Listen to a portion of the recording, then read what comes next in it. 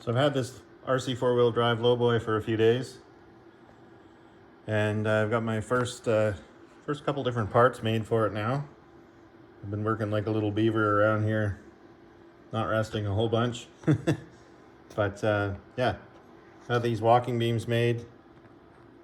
I think they're going to be quite an improvement over stock suspension as far as rigidity goes. I've heard lots of stories about broken leaf springs, and as far as I know, no one makes aluminum walking beams for these. I've seen lots of different printed ones. A couple of people have messaged me in the last, I don't know, month or two with complaints about even breaking the printed parts. So anyway, yeah, I thought I'd give it a go. I bought one of these trailers specifically to make this type of stuff. I'm kind of bored with the trucks and the market's flooded, so it's getting more challenging to sell things.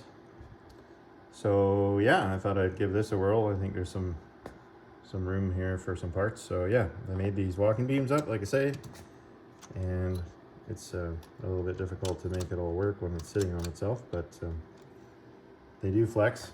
I'll take this chunk of wood out here. This trailer is big enough that it's actually really awkward for me to stage it anywhere in my shop. I don't have enough space, but yeah. So anyways, they do, if I point the camera at what I'm doing, it probably would help, right? They do move around nicely. There's not a lot of articulation with all the parts being metal. And that's the only drawback to it, I would say. It's a bit rigid, but it should carry any load that the trailer is capable of, that's for sure.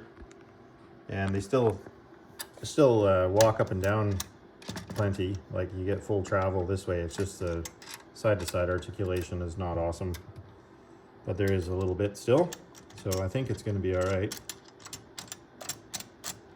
That's side to side. The middle axle has a little bit more flex to it than the rest. The other thing that I've made is I machined these traction pads. This was the first part I made. I don't know what they're called. It's like grousers for the ramps. I'm calling them traction plates. They are just a little plate that I've machined. I've got these glued on, CA glue. I think that's the best way to go. I looked into buying some double-sided tape, which I thought would be okay, but the thinnest stuff that I could get was 25 thou thick. And then it starts to space these things up. And I think with gluing them down, there's less likelihood that you're going to collect fuzz and shit on the side here and whatever else too. So that's a plus. And then, like I say, it's just a better fit overall. I did machine a little bit of a lip on the back side, so that comes up against the factory piece. So basically this would be pretty hard to put them on incorrectly. So I think that's going to be my plan, is to send these out and you guys can glue them on if you're interested in buying any of them. I've made up a few sets of these. I've made up 2 extra sets of the walking beams so far. I'm just going to try to gauge interest in this stuff, see what people want to buy.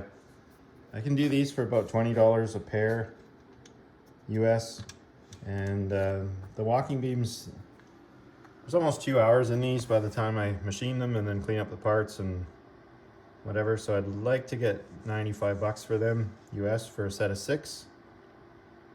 I sell the truck ones for $45 a pair in raw finish, and these are a little faster to machine and they are a tiny bit smaller. But like I say, I still end up with almost a couple hours in a set by the time they're all cleaned up and everything, deburred and whatever else. So it's kind of where I'm at with that. That's what I'm thinking. I have some more parts in mind here. I'm going to do a rear bumper. Like I mentioned in a previous video, I'd like to do a beaver tail eventually, but I am going to do a rear bumper ASAP. I'm going to start working on that this afternoon to get rid of these ugly pods and so on and so forth. I'm kind of torn between just making a panel that goes in here that houses lights and stuff, and then you could drill out your own backside. Obviously that would be much cheaper than machining this whole piece, even though I know it's just this upper piece, but by the time a person machines this and then drills and taps the sides and whatever else is a bit of work in that, it'd probably I don't know, I can see having an hour into one. So yeah, I don't know whether I should just make a panel that goes in here as an insert that holds the lenses, and then, like I say, you could drill out your own backsides, or if I should make a completely new piece. It's probably easier to make a completely new piece in some ways. It's obviously more work for me, but end user maybe better, I'm not sure. And yeah, like I say, I've got some other plans. I'd like to do some fenders. I'm gonna do some stuff with the neck, I believe. Not sure if I'm gonna get into doing a powered neck right away, but there's some other stuff I'd like to do which might resolve some of the height issues. Saw right from the beginning of these trailers that the neck is too tall and drags the front of the trailer without putting a spacer and stuff in. So I'm thinking of machining a new piece here. That way, for guys that don't want to spend the money on buying a complete powered neck, you have a little better ground clearance. And it would basically, this original neck would just fit onto this, so you wouldn't need a big godly spacer underneath it on the fifth wheel plate or whatever. So yeah, anyway, just some thoughts I'm running around. I like to do, obviously there's a bunch of different things here that I want to do. I was noticing some weird stuff with this trailer as I poking at it here the last couple days.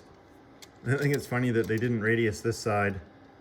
They radiused the other side of the parts, but not that side on both of these.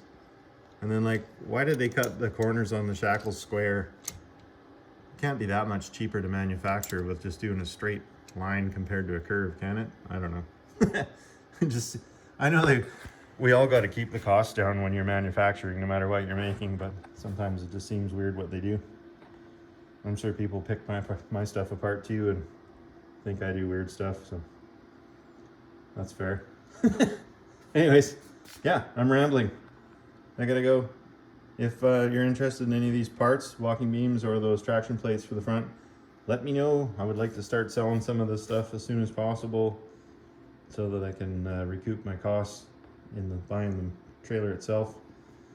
And yeah, we'll go from there. I think they're quite an upgrade from the wimpy little stock springs anyways. You figure that that to that should be a lot more sturdy, no doubt. Anyway, again, I'm rambling. If you need anything, hit me up. This is where to find me. I'm always in the shop, or so it seems. Thanks for watching. Catch you on the next one.